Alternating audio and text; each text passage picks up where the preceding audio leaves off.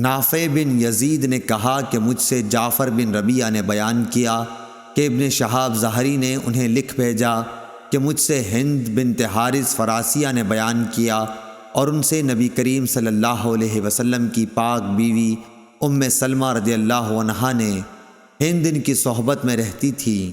انہوں نے فرمایا کہ جب نبی کریم صلی اللہ علیہ وسلم سلام پھیرتے تو عورتیں لوٹ کر جانے لگتیں اور نبی کریم صلی اللہ علیہ وسلم کے اٹھنے سے پہلے اپنے گھروں میں داخل ہو چکی ہوتیں۔ اور ابن وہب نے یونس کے واسطے سے بیان کیا، ان سے ابن شہاب نے بیان کیا اور انہیں ہند بنت حارث فراسیہ نے خبر دی، اور عثمان بن عمر نے کہا کہ ہمیں یونس نے ظاہری سے خبر دی۔ انہوں نے کہا کہ مجھ سے ہند قرشیہ نے بیان کیا۔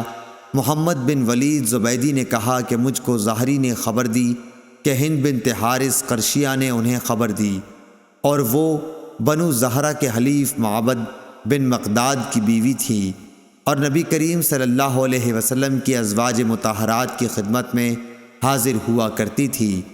اور شعیب نے ظاہری سے اس حدیث کو روایت کیا۔ انہوں نے کہا کہ مجھ سے ہند قرشیہ نے حدیث بیان کی اور ابن ابی عتیق نے ظاہری کے واسطے سے بیان کیا اور ان سے ہند فراسیہ نے بیان کیا۔